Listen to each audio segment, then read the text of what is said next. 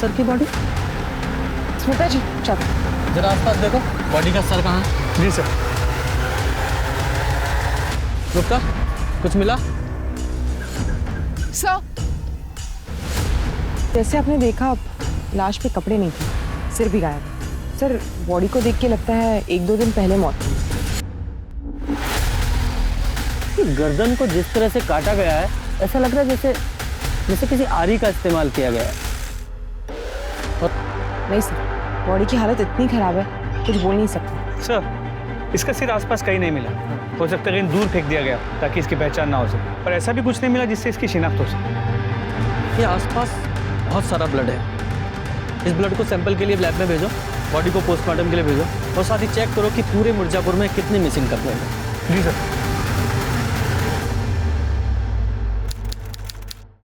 Media ने ना दिमाग खराब करके रखा है मेरा। पीएम रिपोर्ट का क्या हुआ शर्मा? सर, पोस्टमार्टम रिपोर्ट से पता चला है लड़की की उम्र 20-22 साल थी और मौत का समय 4 जनवरी को दोपहर 3 से 5 के बीच। यानी कि जब हमें बॉडी मिली उसको 2 दिन पहले। जी सर, का कोई निशान नहीं, लेकिन लड़की एक्टिव थी। इसका मतलब है इस रिपोर्ट से भी कोई क्लू नहीं मिला जिससे इस लड़की की शिनाख्त हो सके।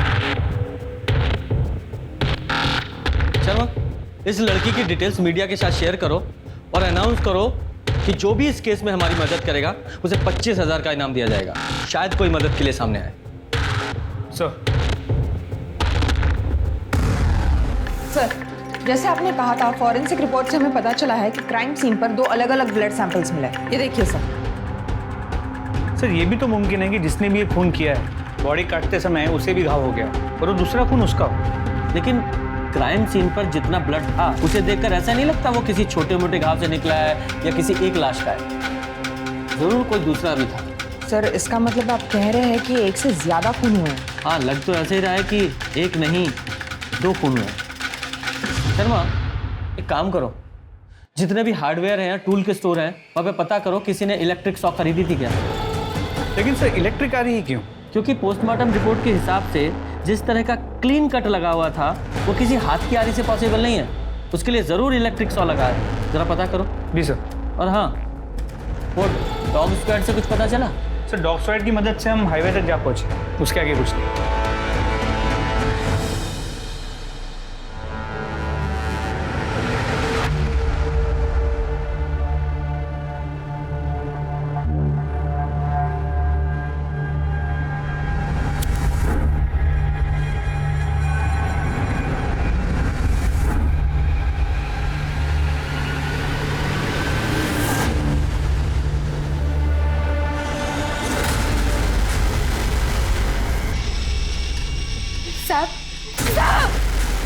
अब हमें बड़े साहब से बात करनी है। क्या बात करनी है?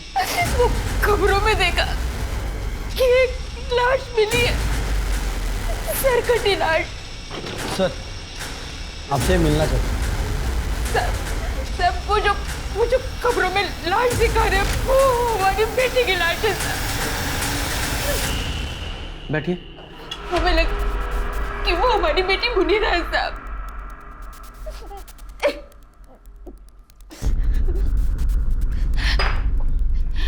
आराम से बताइए, आपका नाम क्या है? साहब, मेरा नाम शबनम अंसारी है साहब। लेकिन आपको कैसे पता चला वो मुनीरा ही है? सर, जब वो 10 साल की थी तो खाना पकाते हुए उसका सीधे पैर की एड़ी जल गई थी और अब तक वो नहीं जानते साहब।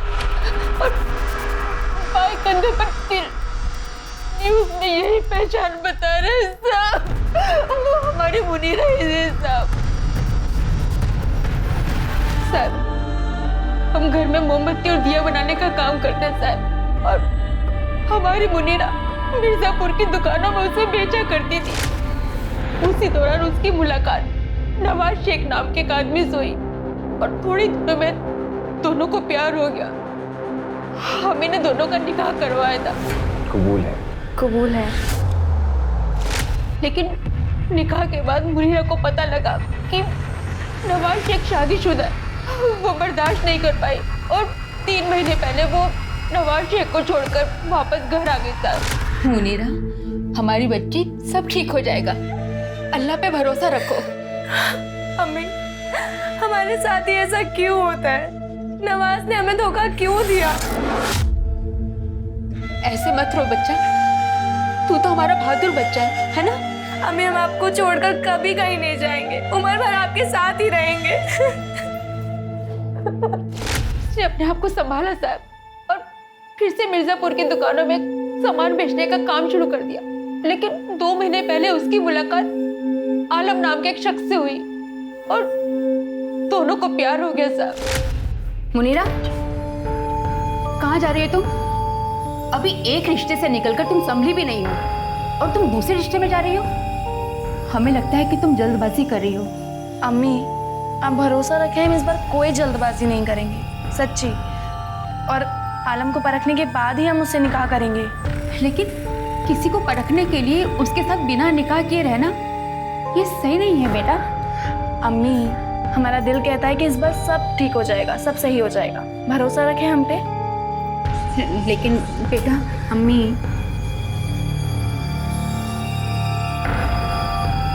अल्लाह हाफिज।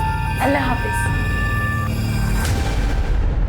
वो अक्सर हमसे मिलने आया करती थी साहब, लेकिन 2 हफ्ते से उसने मिलने आना बंद कर दिया। तब फोन भी बंद है साहब। आप हमें नवाज और आलम का पता बताइए प्लीज। साहब हमें नवाज का पता तो मालूम है, लेकिन आलम का पता नहीं मालूम। हमें सिर्फ इतना मालूम है कि आलम की मोबाइल और इलेक्ट्रॉनिक की दुकान है नया नगर में। बस हम इतना ही जानते हैं साहब, और कुछ नहीं जानते। या अल्लाह, क्या मुनीरा का कत्ल हो गया? जी, तो मुनीरा की माँ का कहना है कि मुनीरा को तुम्हारे पहली बीवी के बारे में पता नहीं था। सर ये सरासर झूठ है। देखिए हम मानते हैं कि हमारे मजहब के अंदर एक से ज़्यादा निकाह करने की हमें इजाज़त है, लेकिन पहली बीवी के बगैर इजाज़त के हम दूसरी शादी नहीं कर सकते। और मुनीरा को ये सब बात पता थी कि हमारा निकाह पहले से ही नुसरत के साथ हो चुका है, लेकिन मुनीरा चाहती थी कि वो हमसे निकाह करे।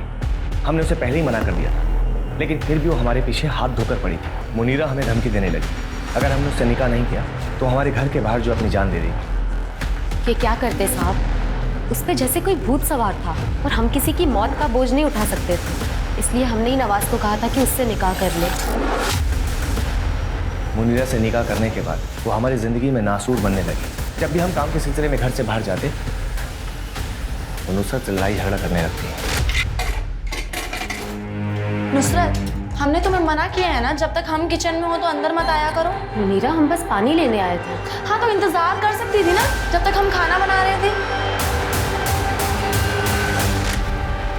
मुनीरा चाहती थी कि हम नुसरत को छोड़ दें, लेकिन हमने उसे साफ साफ इनकार कर दिया कि हम नुसरत को नहीं छोड़ सकते।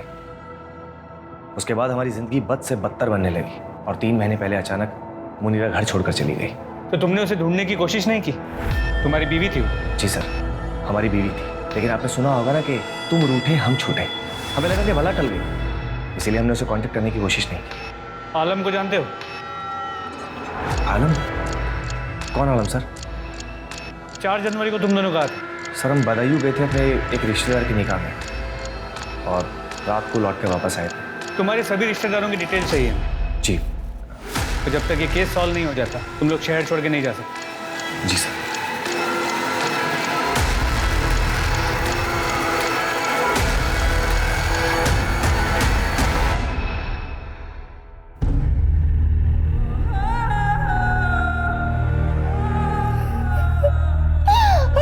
अरे मुनीरा।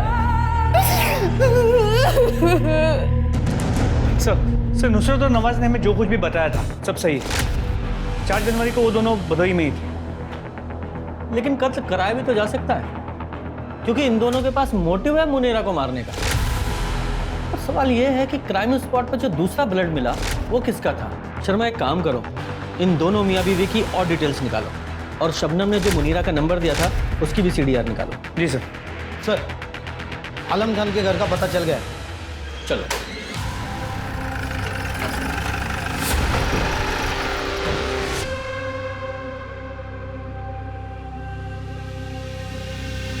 ये आलम यही रहता है? जी साहब, पर वो तो कई दिनों से लापता है और उसने तो कमाल भाईजान का 2 महीने का किराया भी नहीं दिया है।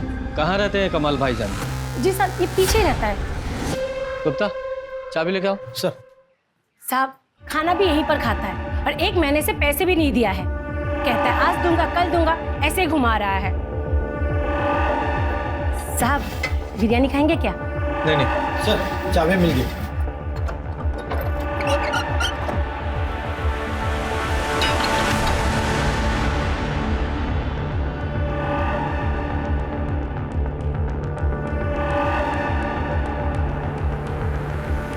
साहब यही है वो नल्ला आलम।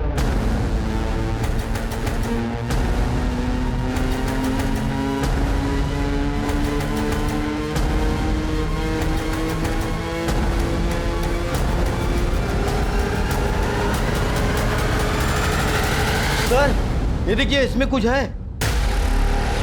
बाहर निकालो।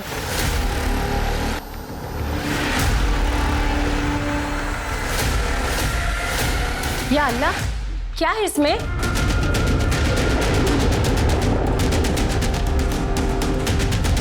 ये मुए ने क्या छुपा के रखा होगा इस पे? बाहर निकालो। या अल्लाह, ये क्या है? किसका सर है? जाइए बाहर जाइए। हाँ जाइए। पुलिस का शक सही साबित हुआ। आलम के घर 2 सर मिलने का मतलब था कि 2 कत्ल हुए थे। डीएनए टेस्टिंग से यह भी साबित हो गया कि एक सर उनमें से मुनीरा का था, लेकिन दूसरा सर किसका था और उसका धड़ कहाँ था ये नहीं मालूम चल रहा था। क्या आलम इन दोनों का कातिल था? क्या उसने इन दोनों के सर अपने घर में यादगार की तरह रखे थे? अगर नहीं तो कातिल कौन था? क्या ये दोनों मामले अलग अलग थे? और अगर अलग अलग थे तो दोनों सर आलम के ही घर में क्यों मिले एक साथ? ऐसे बहुत सारे सवाल थे जिनके जवाब पुलिस ढूंढने की कोशिश कर रही थी, पर उन जवाबों तक वो पहुंच नहीं पा रही थी। पुलिस के ऊपर मीडिया का बहुत प्रेशर था। उन्होंने एड़ी चोटी का जोर लगा दिया था इस केस को सॉल्व करने के लिए। उन्होंने दुकानदारों से, सप्लायर्स से पार 100 के बारे में, बिजली से चलने वाली आरी के बारे में पता किया और उन्हें मालूम चला कि पिछले ही महीने कुछ पार 100 की बिक्री हुई थी, लेकिन वो सब बिजनेस के इस्तेमाल के लिए थे और उन्हें सुरक्षित लॉक करके रखा गया था। फिर पुलिस ने अपने खबरियों को एक्टिवेट किया 15 से 20 साल की लड़की की तलाश के लिए, जिसकी मिसिंग कंप्लेंट अभी तक नहीं हुई थी। साथ ही आलम की भी तलाश जारी थी, क्योंकि वही एक था जो इस पहेली को सुलझा सकता था। अरे मियाँ दरवाजा खोलिए। कौन? प्रधान जी ने चुनाव जीतने की खुशी में सबको मिठाई और तोहफे दिए हैं। जल्दी दरवाजा खोलिए और अपना तोहफा ले लीजिए, हमें और भी घरों में जाना है। ये लीजिए आपकी मिठाई और ये तुम्हारा तोहफा। अरे कौन है? आपने कुछ नहीं किया साहब। कुछ नहीं किया तूने? 2 लड़कियों को मार के उनके सर काट के घर में रखे हुए हैं, बोल रहा है कुछ नहीं किया है। वो दूसरी लड़की कौन थी? साहब हमें नहीं पता। मुनीरा को तो जानता था ना? हाँ साहब, मुनीरा को तो मैं जब हम पिछले साल नवंबर में मिले थे साहब, हम दोनों ने बहुत अच्छा टाइम बिताया था। वो बाद में निकाह पर जोर डालने लगी थी साहब। आलम, अब ना हमें निकाह कर लेना चाहिए। निकाह? हाँ, हमें तुम्हारे साथ जिंदगी बितानी है। ये तो उसके लिए निकाह की क्या जरूरत है? हम लोग ऐसे भी साथ में रह सकते हैं। तुम हमारे साथ निकाह करना चाहते हो कि नहीं?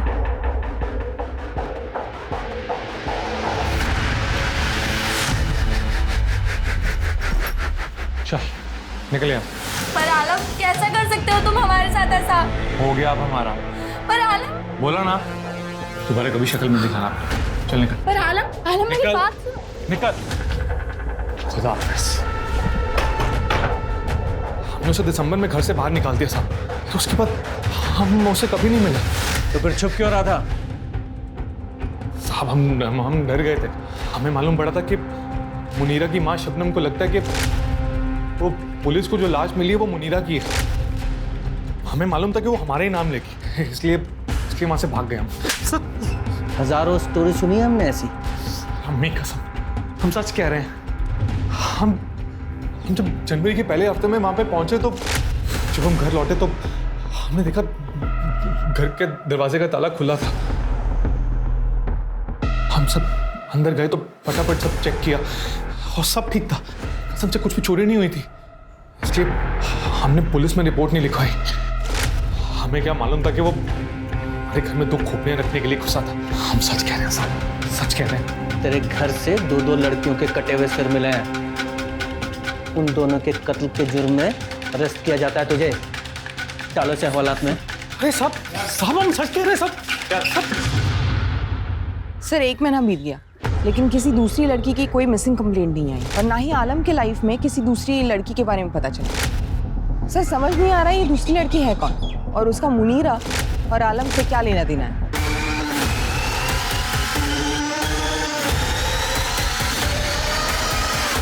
तो मुझे लगता है किसी ने जानबूझकर दोनों सिर आलम के घर में रखे थे ताकि उसे फंसा सके। हाँ, लेकिन आलम को फंसाने के लिए तो मुनीरा का सर ही काफी था। तो क्यों? मुझे लगता है ये आलम ही कातिल है। इसे अच्छे से तोड़ो, सब बकेगा।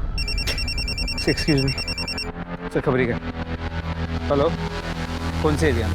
ठीक है सर। खबरी ने बताया कि मिर्ज़ापुर के बाद मॉडल टाउन में एक योगिता नाम की लड़की एक मुस्लिम लड़के के साथ जनवरी के पहले वीक में भागी है, लेकिन योगिता के फैमिली वाले इस बात के बारे में किसी से बात ही नहीं करते। योगिता कहाँ है? मतलब अपनी ससुराल में होगी दिल्ली में, और कहाँ? ससुराल में होगी? मतलब उसकी शादी हो गई? कब? 2 महीने पहले। 2 महीने पहले उसकी शादी हो गई। आपके किसी भी पड़ोसी को नहीं पता? हाँ, नहीं पता पड़ोसियों को। हमने किसी को शादी में बुलाया नहीं था। छोटे रूप में की थी शादी। कोई दिक्कत? आपके दामाद का नाम क्या है? लक्ष्मण चौरसिया। फोटो दिखाइए। फोटो दिखाओ।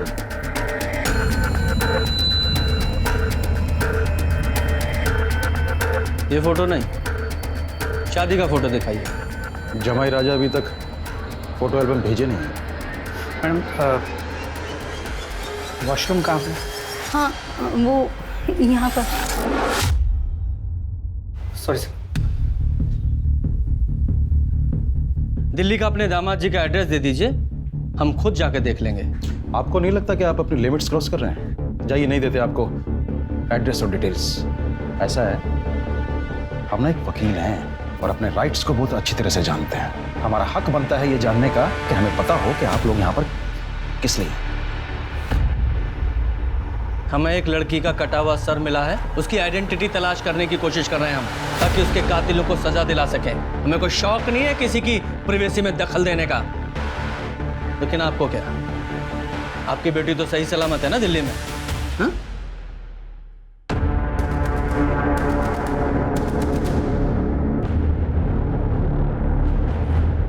चलो शर्मा, इनसे बात करके कोई फायदा नहीं, कुछ हासिल नहीं होगा।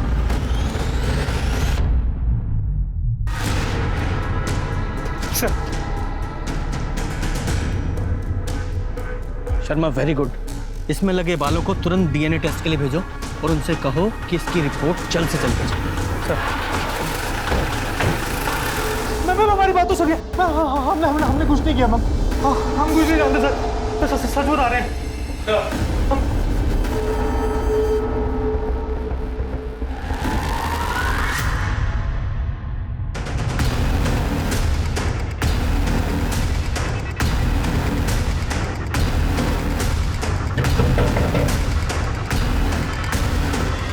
अरे आप लोग फिर आ गए? ये गंगा आप ही का है ना? तुम क्यों बोल रही हो? हम है ना यहाँ पर। ये कंघी हम आप लोगों के घर से लेकर गए थे। इस पर लगे बालों को हमने डीएनए टेस्ट के लिए भेजा और हमारे पास जो कटा हुआ सर है उसके बालों से मैच कराया। दोनों का डीएनए मैच हुआ है। आप लोगों के घर में आपके अलावा आपकी बेटी ही रहती थी। हमारे पास जो कटा हुआ सर है योगिता का है। नहीं, ऐसा नहीं हो सकता।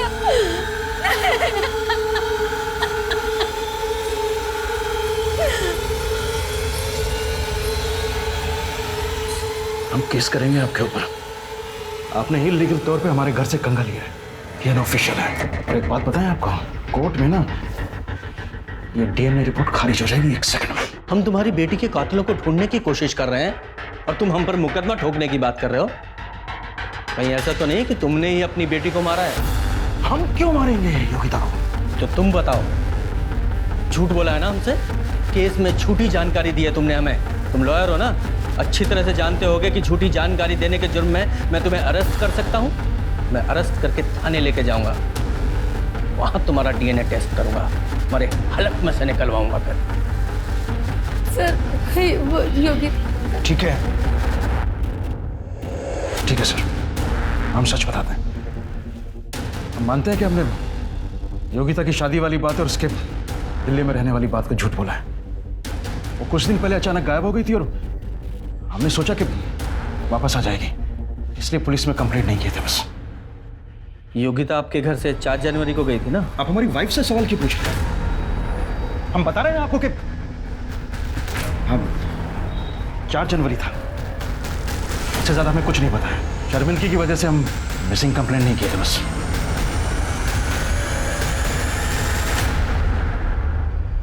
शांति बहुत अच्छी है, हम सब लोग उसे बहुत पसंद भी करते हैं और हमेशा मंदिर में भजन कीर्तन के समय हम उससे मिलते ही रहते हैं। लेकिन उसका पति धर्मपाल, हम लोग उससे दूरी बनाकर रखते हैं। क्यों? बड़ा टेढ़ा और कमीने टाइप का इंसान है धर्मपाल, और वकील तो उससे भी वाहियात दे, केस के नाम पर पैसे लूटता है। ऐसे लोगों के वजह से लोग डरते हैं वकीलों से। और मैडम वो 3 नंबर गली वाली भावना, वो बता रही थी कि शायद योगिता का चक्कर किसी दूसरे धर्म वाले लड़के के साथ था, और जब ये बात धर्मपाल को पता चली तब तो उसने घर पर बहुत ज्यादा बवाल खड़ा कर दिया था। इस धर्मपाल को अपनी बेटी योगिता के अफेयर के बारे में पता था, लेकिन ये बात इसने हमें नहीं बताई। और आगे भी हम उससे मदद की कोई उम्मीद नहीं रख सकते। लेकिन मुझे पता है कौन हमारी मदद कर सकता है।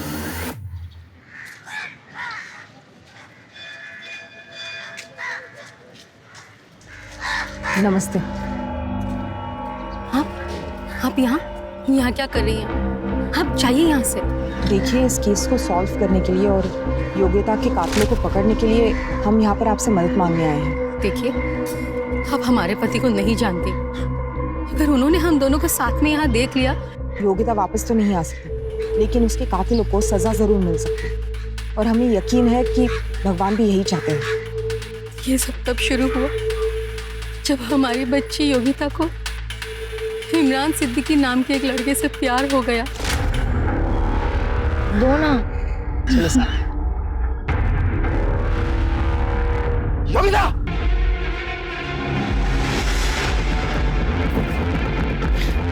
अंकल बस पकड़ दे। खड़िया। पापा, पापा एक बार सुनिए तो सही। पापा, इसी दिन के लिए तुझे पढ़ाया लिखाया था, आजादी दी थी। शांति, आज के बाद ना ये घर से तब तक नहीं निकलेगी जब तक कि हम अपनी जाति का लड़का देखकर इसकी शादी ना कर दें।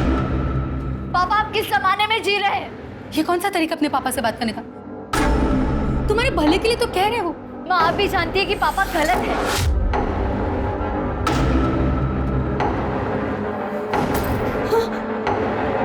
अगर दोबारा आपने हम पे हाथ उठाने की कोशिश की तो हम पुलिस कंप्लेंट कर देंगे। अगर आप वकील हैं तो हम भी अपने अधिकार जानते हैं, और हम 20 साल के हो चुके हैं। अगर इस देश में हम अपने मर्जी से वोट कर सकते हैं तो हम शादी भी अपने मर्जी से ही करेंगे। हम भी देखते हैं कि कैसे करते हैं। Happy birthday to you. Yogita,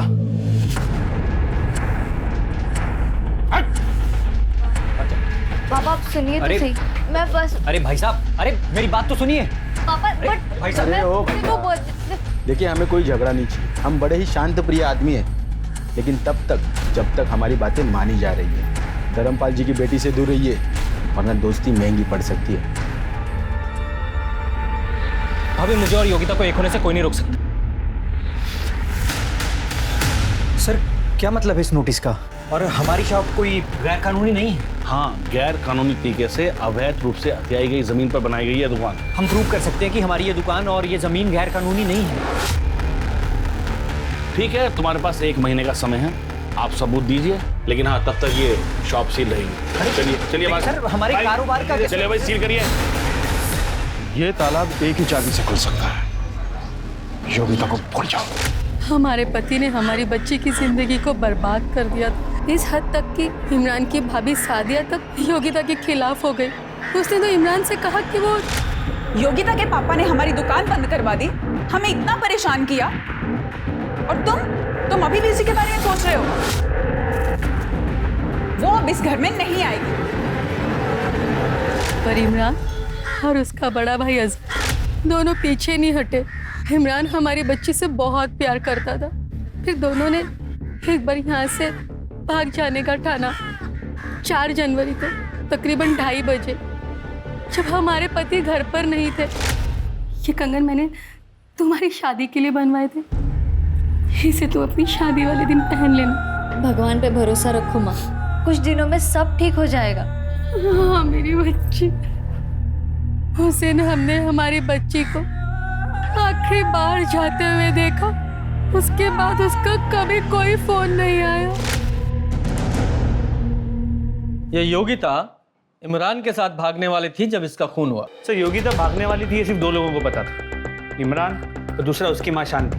sir ये हो सकता है कि शांति ने योगिता को मारा है और अब रोने का नाटक कर रही है। सर या फिर इमरान कभी योगिता से शादी ही नहीं करना चाहता और योगिता उसे फोर्स कर रही हो, इसलिए इमरान ने योगिता को मार दिया। या फिर ये धर्मपाल शायद इसे पता चल गया हो कि योगिता घर से भागने वाली है और उसने घात लगाकर योगिता को मार दिया। सर इमरान की भाभी सादिया भी हो सकती है, क्योंकि वो इस रिश्ते के खिलाफ हो गई थी, या फिर उसका भाई अजहर, क्योंकि वो इस रिश्ते के लिए तैयार था, लेकिन सिर्फ तब जब धर्मपाल इस रिश्ते को मंजूरी देता। सर मार तो कोई भी सकता है, लेकिन सवाल यह है कि योगिता इमरान के साथ शादी करने के लिए भागने वाली थी, इस वजह से कोई योगिता का इतनी बेरहमी से मर्डर क्यों करे? और ये मुनीरा, इसका क्या, इसका योगिता के साथ क्या कनेक्शन है? अब ये मुनीरा की वजह से योगिता मरी है या योगिता की वजह से मुनीरा, ये भी तो एक पहेली है। सर अगर ये दोनों मर्डर योगिता की फैमिली या सिद्दीकी की फैमिली में से किसी ने किया है, तो फिर ये दोनों सिर आलम के घर पे कैसे मिले? ये तो आलम ही बताएगा, ढूंढो इसे। लेकिन इससे पहले इसे इमरान को उठा के लेके आओ, देखें ये क्या कहानी सुनाता है। बोल। हाँ, हम 4 तारीख को भागने वाले थे। वो हमें हाईवे के पास मिलने वाली थी, और वो वहाँ कभी आई नहीं। हमें क्या पता कि वो आई या नहीं, तेरे दिमाग में कुछ अलग खिचड़ी पक रही हो। तूने उसे वापस जाने के लिए कहा, वो नहीं गई तो मार दिया उसे, क्योंकि आखिरी कॉल योगिता ने तुझे किया था। सर ये आप क्या कह रहे हैं? हम उसे क्यों मारेंगे? हम तो उससे शादी करने वाले थे। हम दोनों इसलिए तो उस रोज अपने अपने घर से भागे थे। फिर पता नहीं अपने बाप के डर से शायद उसने अपने कदम पीछे खींच लिए। हमें इसी बात का तो सबसे ज्यादा दुख हुआ था कि उसने हमें ये बात बताने की जहमत तक नहीं उठाई। उस रोज इंतजार करते हुए हमने उसे बहुत से कॉल और मैसेजेस किए, पर उसने एक भी कॉल का रिप्लाई नहीं दिया सर। फिर जैसे तैसे हमने अपने आप को संभाला और अपनी जिंदगी में आगे बढ़ने की कोशिश करने लगे। हमने कभी सपने में भी नहीं सोचा था कि उसका मर्डर हो गया। सर जिस किसी ने भी उसका मर्डर किया ना, अगर वो इंसान हमें मिल गया तो हम उसको जिंदा नहीं छोड़े, उसके टुकड़े टुकड़े करके हम उसे कुत्तों को खिला देंगे। हमारी योगिता ने हमें धोखा नहीं दिया था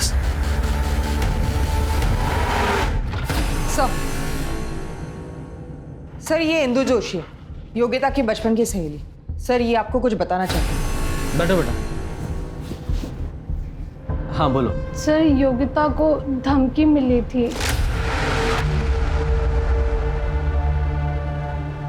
सुन लड़की, अपने ही धर्म में रह, समझी? दूसरे धर्म को भूल जा, वरना हम भूल जाएंगे तुम हमारे धर्म की लड़की हो, समझे? योगिता बहुत घबरा गई थी सर, लेकिन फिर उसने अपने आप को संभाला और वही करने की सोची जो वो करना चाहती थी। अच्छा तुम तो योगिता को बचपन से जानती हो, उसकी बेस्ट फ्रेंड हो, तुम्हें क्या लगता है किसने किया होगा उसके साथ ये? धर्मपाल अंकल। जितना मारना है ना मार लो, लेकिन मैंने कुछ नहीं किया। योगिता के बहाने में लड़के का भूत उतारना चाहता था, इसलिए उन्हें भेजा था उसे धमकाने के लिए। और जब वो नहीं डरी तो उसे मरवा दिया। भाई मैं अपनी बेटी को कभी नहीं मार सकता। एक बाप होने के नाते उसकी रक्षा कर रहा था, उसके धर्म की, उसकी संस्कृति की। कौन सा गुनाह कर रहा था? मॉडर्न होने का मतलब ये नहीं है कि आप अपने धर्म को भूल जाएं। मुनीरा को जानते हो? कौन मुनीरा? मैं किसी मुनीरा को नहीं जानता हूं। इसे नहीं। शर्मा जरा जरा,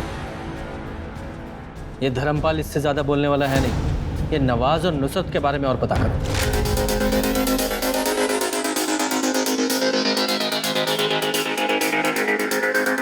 नवाज और नुसरत की जोड़ी तो बड़ी कमाल की है, माशाअल्लाह। अच्छा हुआ दोनों फिर से साथ में आ गए। मतलब जब नवाज ने मुनीरा से शादी की थी तो नुसरत उसे छोड़ चुकी थी। जी सर, और सर ये भी पता चला है कि नुसरत उसी दिन घर छोड़ के गई थी जिस दिन नवाज ने मुनीरा से शादी की थी। तो नुसरत के रजामंदी का और मुनीरा का घर पे रह के झगड़े करने का तो सवाल ही पैदा नहीं होता, क्योंकि नुसरत कभी घर पे थी ही नहीं। और सर मुनीरा के घर से निकल जाने के बाद नुसरत घर वापस आई। लोगों का ये भी कहना है कि नुसरत के भाई जफर का नवाज पे काफी प्रेशर है और इस जफर का रिकॉर्ड भी कुछ अच्छा नहीं है सर।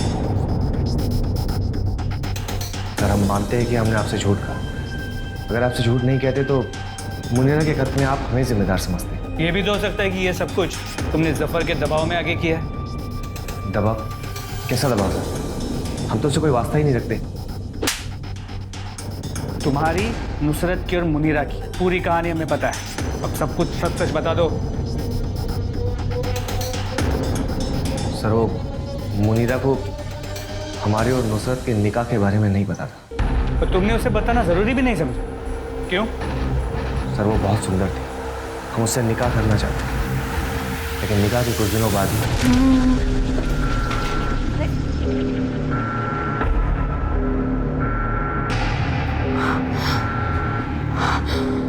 उस दिन के बाद से मुनीरा और हमारे बीच में झगड़ा होने लगा, तनाव बढ़ने लगा। फिर एक दिन वो घर छोड़कर चली गई। तो तुम क्या उम्मीद करते थे? कोई जश्न मनाती?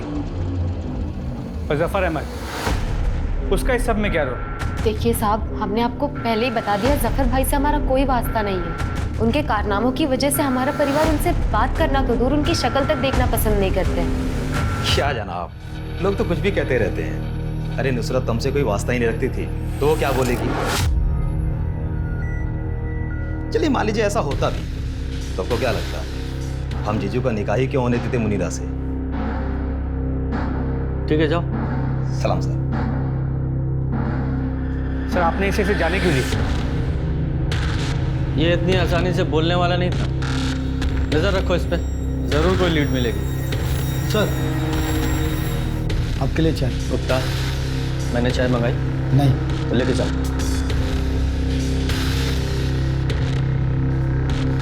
इस केस में हर बार डेड एंड पे पहुंच जाते हैं। कुछ हाथ नहीं लग रहा है।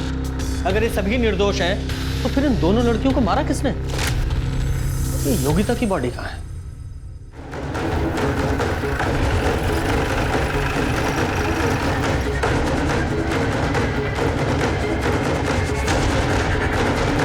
शर्मा, बॉडी निकालने के लिए किसी को बुलाओ।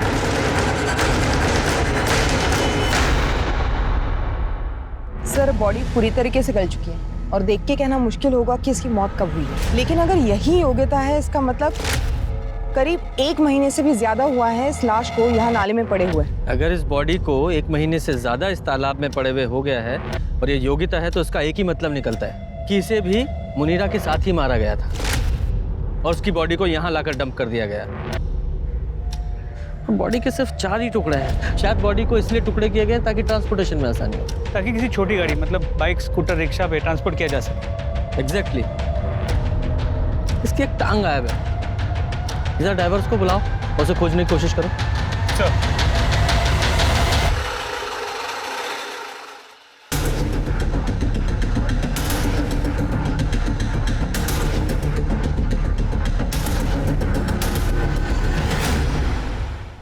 सर, डीएनए रिपोर्ट से कंफर्म हुआ है कि जो तालाब में बॉडी मिली थी वो योगिता की है। ओके शर्मा, ये देखो, ये नुसरत अपने भाई जफर से मुनीरा के कत्ल से सिर्फ 2 दिन पहले ही मिली। मतलब ये नुसरत, जफर और नवाज सबके साथ झूठ बोल रहे हैं। एग्जैक्टली।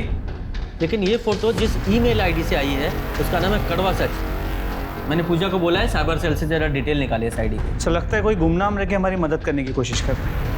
हाँ, पर इसका मतलब ये भी तो है कि जिसने फोटो भेजी है उसे पता है कि जफर, नवाज और नुसरत हमें क्या बताया है। हमने आपको पहले ही बता दिया, जफर भाई से हमारा कोई वास्ता नहीं है। हम जीजू का निकाह ही क्यों होने देते मुनीरा से? अब ये बातें हमने पब्लिक डोमेन में तो रखी नहीं है। तो काम करते हैं, इन तीनों से पूछताछ करने से पहले जिसने ये फोटो भेजी है उससे पूछताछ करते हैं। सर आपको यकीन नहीं होगा ये फोटो हमें किसने भेजी। किसने? तो ये हृदय परिवर्तन कैसे हुआ? सर हमने आपकी मदद करने के लिए वो फोटो भेजी और आप हम पे ही शक कर रहे हैं। हाँ, कर रहे हैं शक।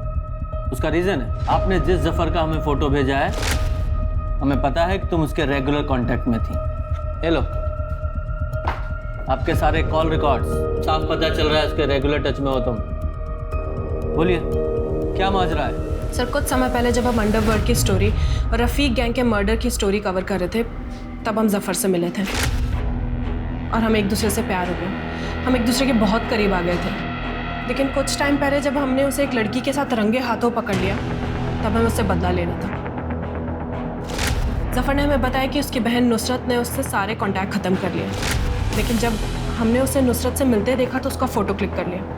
वही फ़ोटो आपको भेज दिया ताकि तुम्हारा बदला पूरा हो सके। सर हमें हमारा बदला चाहिए और आपको सबूत।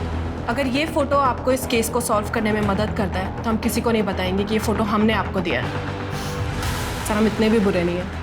कई बार पुलिस टीम और रिपोर्टर साथ में काम भी कर सकते हैं। Nice thought. शर्मा जरा इस जफर को एक विजिट दो।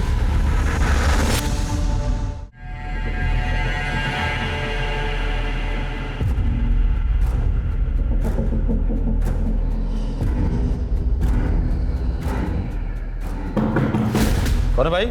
जफर भाई आपके लिए पार्सल आया है। किसने भेजा है? देख लो।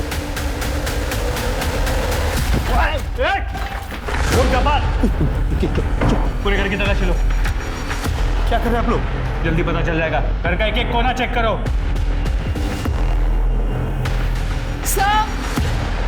सर एक मिनट यहाँ आइए। सर ये देखिए सर।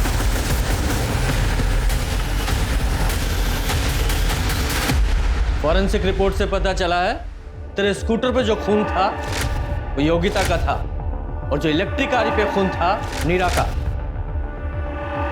अब तू सीधे सीधे बताएगा कि तेरे हलक में हाथ डाल के उगलवाऊं। बोल। बताता हूँ सर। आलम ने जब मुनीरा को छोड़ा तो उसके बाद मुनीरा ने नवाज को कांटेक्ट किया था। नवाज आप हमें माफ़ कर दीजिए। हमसे बहुत बड़ा गुनाह हो गया, हम जानते हैं, पर अभी भी हमारा तलाक नहीं हुआ है। आप अभी भी हमारे शौहर हैं। साफ कहिए कि आपका आलम से दिल भर गया है। अब हमारे पास क्या लेने आई आप? जाइए अपनी अम्मी के पास चली जाइए। पर आप मेरे पास। हम इस घर से अब कहीं नहीं जाने वाले। ये हमारे शौहर हैं, इसलिए अपनी ये मनहूस शक्ल दोबारा कभी मत दिखाना। हम कहाँ जाएंगे? आप अपने घर में हमें पनाह दे दीजिए, हम आप दोनों की खिदमत करेंगे। नवाज ने कहा है वो मुझे दोबारा कभी नहीं छोड़ेगा, लेकिन है तो मर्द साथ, क्या भरोसा। अगर वो मुनीरा को वापस ले आए तो हमारा क्या होगा? कुछ करो भाईजान। तुम समझ नहीं रहे हो जफर। हम मुनीरा और आलम को सबक सिखाना चाहते हैं। मुनीरा हमें छोड़ कर गई थी ना, और आलम, उसे इस बात का एहसास नहीं हुआ कि वो नवाज की बीवी पे हाथ डाल रहा है। देखो हमारा ख्याल रखो और जिंदगी भर हम तुम्हारा ख्याल रखें। नवाज ने किसी से फोन करके मुनीरा को एक सुनसान जगह बुलाया था, पर जब मुनीरा वहां आई तो मैं वहां पे पहले से इंतजार कर रहा था उसका।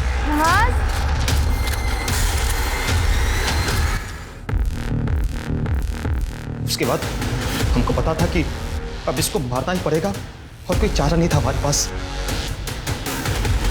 उन दोनों के सर प्लास्टिक में रख के आलम के घर रख दिया।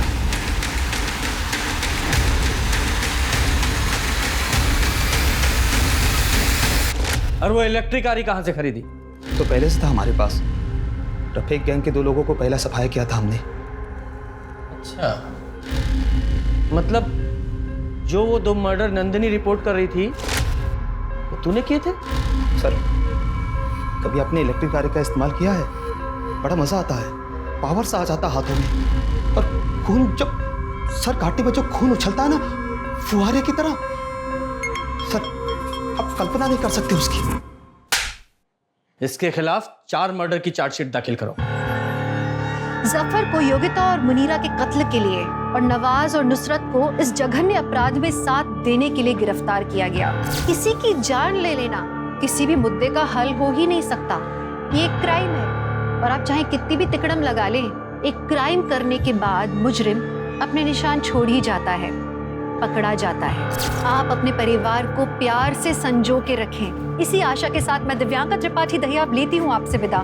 फिर मिलूंगी अगले केस के साथ। तब तक देखते रहिए क्राइम पेट्रोल सतर्क, विमेन अगेंस्ट क्राइम। एक औरत परिवार अब हर औरत का भार। जय हिंद।